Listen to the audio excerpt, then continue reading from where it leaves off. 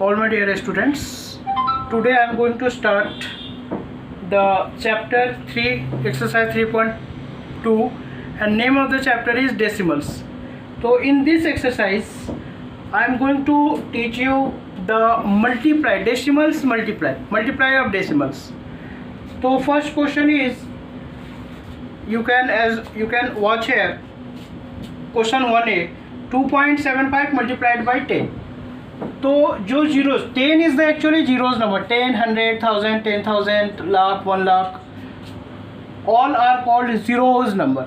So any decimal number when multiplied by 10, so what is the procedure? 10 has 1 zero. So how many number you have here? Make it decimal free number. If 2.75 will be decimal free, then it will be actually 275. So write down 275, and since 10 has 1 zero, so it will be increased by 1 zero. So after increasing by 1 zero, now we have 2750. But as we can see in here, after decimal it is 2 number of decimals. Decimal, after decimal there are 2 digits. So whatever we have got here, after decimal I have to put 2 digits.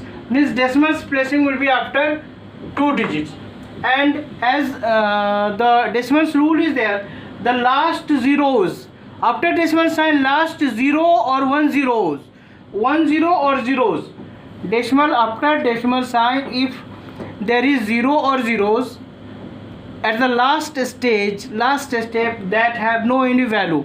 So I am cutting here, the zeros is cut here as it has no any value. So after cutting it, I have got 27.5, and this is the multiplication answer, multiply of decimals multiply. And in zeros number we don't show the workout. This is the procedure. As per 2a question, it is multiplied by 100.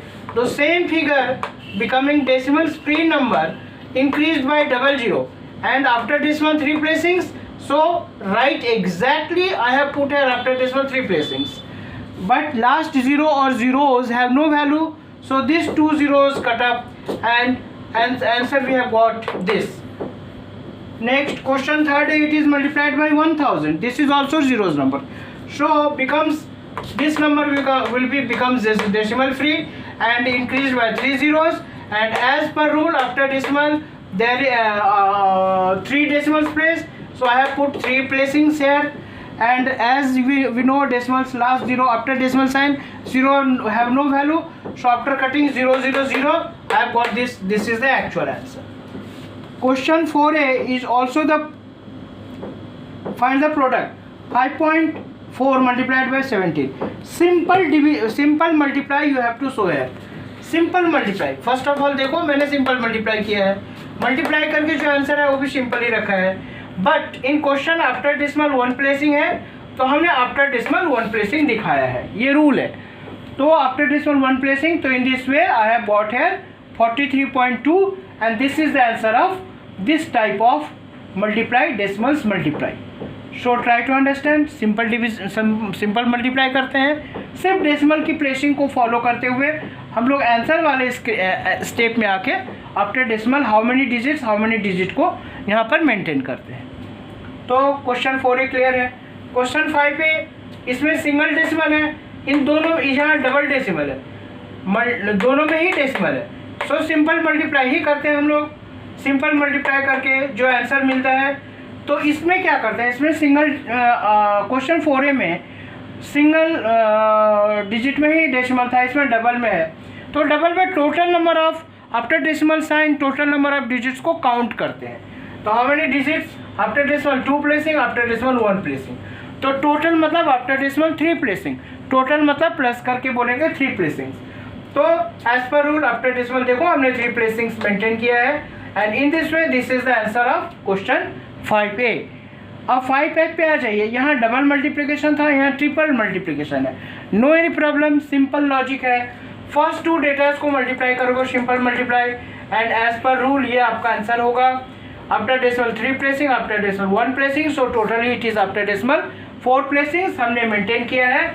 और इन दोनों को multiply करके जो answer आया है, उसमें last वाले figure को मल्टीप्लाई करके ये आंसर आया है। और इसमें क्या करते हैं, यहाँ आफ्टर डेसिमल जो प्लेसेस है 1 2 3 4 और 1 2 3 4 5 9, totally it is 4, after decimal 4 places, after decimal 5 places, so totally it is after decimal 9 places. So हमने मेंटेन किया, देखो after decimal 9 places. In this way this is the answer. Decimal last decimal के last में अगर 0 है तो that have no any value, but decimal के बाद अगर डिजिट्स है, मतलब बिफोर डिजिट्स के पहले जीरोज है, तो that have the actual value, existence value उसका होता है। In this way this is the answer of question 5A। अब आ जाइए स्टोरी समय 6 से। Find the area of rectangle whose length and breadth is given. एक रेक्टेंगल है, लेंथ गिवन है, ब्रेथ गिवन है, मैंने लिखा है length is this much, breadth is this much, area is asking. So area of rectangle का formula होता है length into breadth. Length into breadth हमने लिखा है, वर्कआउट सिंपल मल्टीप्लाई करके दिखाया है। After decimal 1 placing, after decimal 2 place, after decimal 1 placing, so totally it is after decimal 2 प्लेसिंग्स। सो 2 प्लेसिंग्स को हमने मेंटेन किया है एंड आंसर आएगा, जो भी आंसर आएगा वो मीटर स्क्वायर में आएगा, बिकॉज एरिया की यूनिट हमेशा स्क्वायर यूनिट होती है।